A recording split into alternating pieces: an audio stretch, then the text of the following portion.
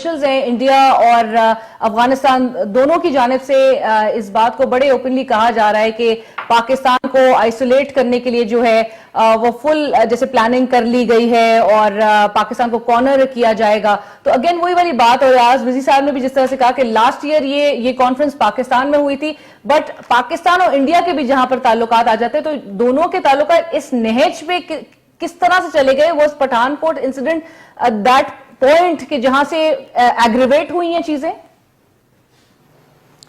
میرا خیال ہے اس سے کوئی انکار نہیں کہ دونوں طرف بڑی خراب فیلنگز ہے, کشیدگیاں ہیں, اور جب کشیدگیاں ہوتی ہیں تو تب ہی مذاکرات کی ضرورت پڑتی ہے. تو یہ پاکستان نے ایک بہت بڑا اچھا قدم اٹھایا ہے اس کانفرنس میں شریک ہونے کا.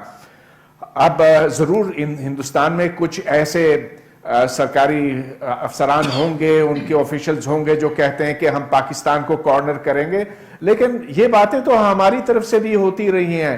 لہٰذا اس موقع پہ جب دونوں ملک ایک دوسرے کے ساتھ بات بھی نہیں کر رہے تو یہ پاکستان کا بہت اچھا فیصلہ تھا کہ انڈیا جایا جائے اس کانفرنس کے واسطے. اور میرا خیال ہے اس لحاظ سے بھی بہت اچھا ہے کہ ہمارے تعلقات صرف انڈیا کے ساتھ بگڑے ہوئے نہیں ہیں, افغانستان کے ساتھ بھی ہیں. بالکل. اور اب یہ ایک موقع مل رہا ہے کہ ہم دونوں اپنے پڑوسی ممالک کے ساتھ کچھ حالات بہتر کرنے کی طرف چلیں. سر, اگر پارٹیسپیشن کو اب بہت اچھا فیصلہ اگر قرار دیا جا رہا ہے, بٹ پاکستان وہ جو نیگیٹو پروپیگنڈا جو نظر آتا ہے انڈیا کی جانب سے, اور اگر افغانستان بھی ٹیررزم کے حوالے سے اگر افغانستان بھی وہی ٹون پاکستان کے لیے اپناتا ہے پاکستان کے خلاف, اور وہ تمام بہت اس طرح کے ماحول میں نہیں ہوتی, تو پاکستان اس چیز کو کاؤنٹر کس طرح سے کرے گا اس نیگیٹو پروپیگنڈے کو. اور بائی لیٹرل پھر جو مذاکرات اگر ہوئی سائیڈ لائنز پہ, تو اس میں پاکستان کے لیے پھر ترجیحات اور پاکستان کا فوکس کیا ہونا چاہیے؟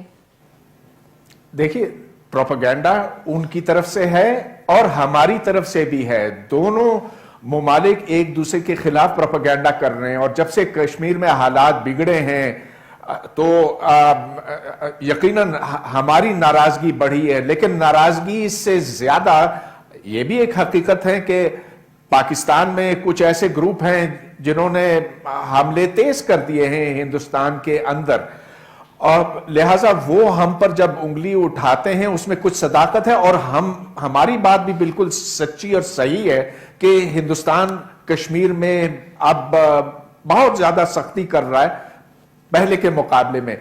تو پروپیگنڈا دونوں طرف سے ہو رہا ہے, اور اسی وجہ سے ضرورت ہے مذاکرات کی. جو آپ نے افغانستان اور انڈیا کی تجارت کی بات کی تھی, جی جی جی بالکل, تو یہ کوئی دفاعی معاہدہ نہیں ہے, یہ تو تجارت کی بات ہو رہی ہے. اور اس تجارت کے ہونے سے ہمیں خوف زدہ نہیں ہونا چاہیے, بلکہ ہماری کوشش یہ ہونی چاہیے کہ ہم بھی اس کے اندر شامل ہو جائیں, اور کہ جتنے بھی ممالک ہیں ساؤتھ ایشیا میں وہ ایک دوسرے کے ساتھ اپنے بارڈر کھولیں اور وہ تجارت کریں. دیکھیں, ہم تجارت کرتے ہیں یورپ کے ساتھ, چین کے ساتھ, لیکن افغانستان کے ساتھ اور خاص طور پر انڈیا کے ساتھ ہماری تجارت بہت کم ہے, جبکہ انہی ملکوں کے ساتھ ہمارا ہونا چاہیے تاکہ ہماری معیشت آگے بڑھے اور ترقی پا سکے. ہمیں جتنا نقصان ہوتا ہے بارڈرز بند کرنے سے, ہم اس کی طرف دیکھتے ہی نہیں ہیں, ہم صرف اوروں کو نقصان پہنچانا چاہتے ہیں. ہمیں ایسی سوچ نہیں رکھنی چاہیے. ٹھیک ہے, اگر ہم افغانستان کی ریکنسٹرکشن میں معاون ہو سکتے ہیں, اگر ہم افغانستان کو پرامن بنا سکتے ہیں تو وہ کام ہمیں کرنا چاہیے. اور اگر وہاں تجارت ہوتی ہے انڈیا اور افغانستان کی, تو ہمیں کیوں اس پر اعتراض ہونا چاہیے؟ ایبسلیوٹلی. اوروں کو نقصان پہنچانے والی اس پالیسیز سے ذرا وہ کرنا چاہیے, اوائڈ کرنا چاہیے. اور جہاں تک بات آتی ہے انڈیا کے ساتھ ٹریڈ کی بھی, تو وہ ٹریڈ والیوم بھی ہمارا بڑا لو ہے. کیوں نہیں سر ہم اپنے پالیسیز میں اس طرح سے چینجز لا رہے ہیں, اور کیوں نہیں وہ تعلقات کو بہتر بنانے کے لیے, مطلب اگر آگے بڑھنا ہے تو پھر اس طرح سے پالیسیز کو بھی فارمولیٹ کریں؟ دیکھیے, اس میں ہمارے سیکیورٹی کنسرنز ہیں, ورنہ ہمارا جو افغان ٹرانزٹ ٹریڈ تھا ابھی بھی ہے, ایگریمنٹ ہم نے سائن کیا ہے ان کے ساتھ, اس کے اندر افغانیوں کا مین ایمفیسس یہی ہے کہ ہمیں پاکستان کے تھرو انڈیا تک جانے دے، کیونکہ ہمارے زیادہ تر پیریشیبل آئٹم ہے، فروٹ ہے، تو وہ خراب ہو جاتے ہیں اگر جلدی نہ پہنچائے، اور وہاں سے بھی جو چیزیں ہم اٹھانا چاہے وہ ہمیں جانے دے۔ تو کچھ ہو جاتا ہے پھر رک جاتا ہے بھی، تو خیر ان کو بھی اتنی کھلی اجازت نہیں ہے، واگا تک لے جاتے ہیں، پھر ادھر سے چینج ہوتا ہے۔ میں ذاتی طور پہ بالکل یہ بات مانتا ہوں اور اس کا قائل ہوں کہ ہماری تجارت کھلی ہونی چاہیے ہر ایک کے ساتھ، خواہ انڈیا ہو خواہ افغانستان ہو، تجارت کھلی ہونی چاہیے۔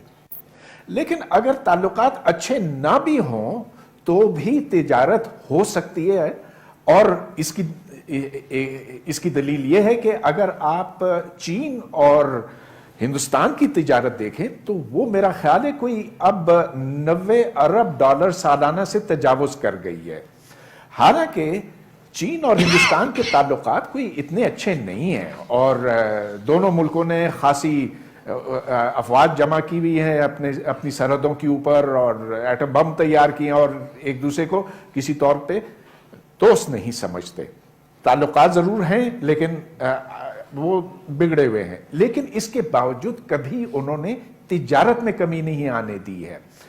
اگر آپ امریکہ اور چین کی مثال دیکھیں تو ان کے درمیان بھی ٹینشن ہے، چپلش ہے، لیکن جو چین کا سب سے بڑا ٹریڈنگ پارٹنر ہے وہ امریکہ ہے۔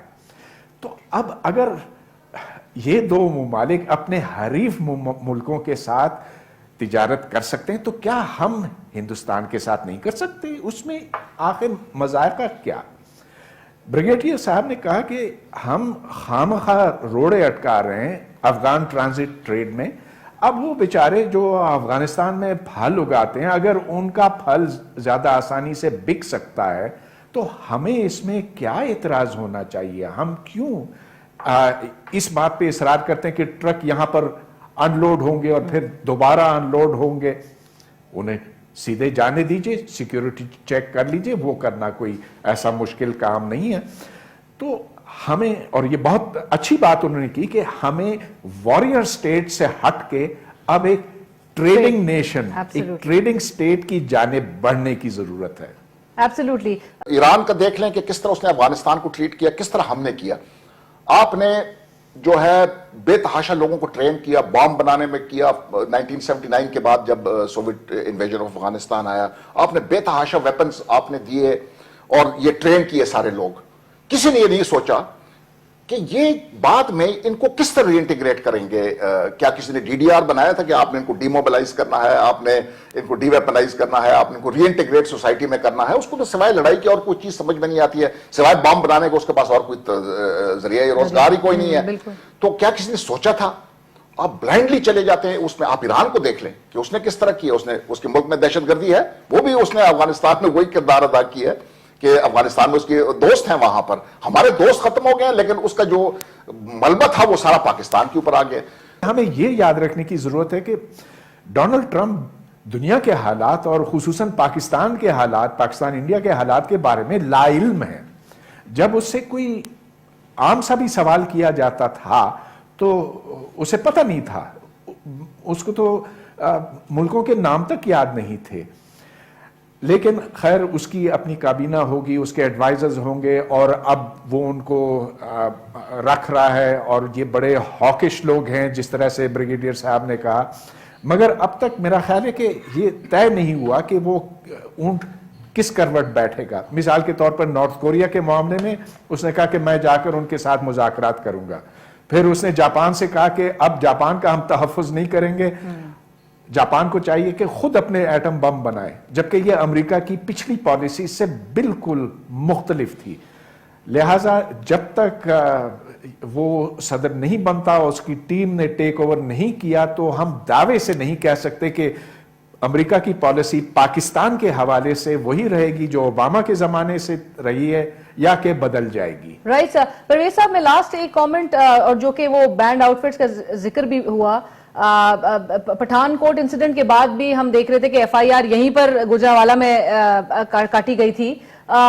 yesterday, Khurshid Shah Saab, who's the leader of the opposition in the National Assembly, he said کہ پاکستان مسلم لیگ نواز جو ہے وہ they've been enjoying ties with banned outfits from day one. اپنے رجیم کے سٹارٹ بالکل آغاز سے ہی بینڈ آؤٹ فٹس کو ان کی سرپرستی، ان کی سپورٹ حاصل ہے، جس کے بعد ہم انٹرنیشنلی دیکھتے ہیں کہ اتنا پاکستان کے خلاف اگر پاکستان کو آئسولیٹ کرنے کی باتیں کی جا رہی ہے اور پاکستان کو یہ کہا جاتا ہے کہ جی یہ ان بینڈ آؤٹ فٹس کو سپورٹ کر رہا ہے، تو یہ تو ہمارے اپنے اندر ہی، ہمارے ملک میں ہی پولیٹیکل پارٹیز بھی بول رہی ہوتی ہے. تو اس میں کس طرح سے اس کو دیکھتے ہیں سر، اور پھر کیوں نہیں کارروائی کی جاتی؟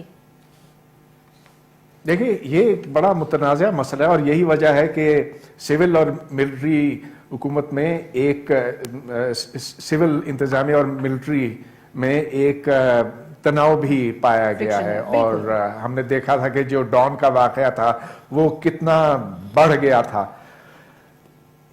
اب یہ ایک حقیقت ہے کہ Muslim League P M L N کے تعلقات رہے ہیں ایسے جہادی گروپوں کے ساتھ جو کالے دم ہیں، اور رانا ثناء اللہ کا نام خاص طور پر لیا جاتا ہے اس سلسلے میں.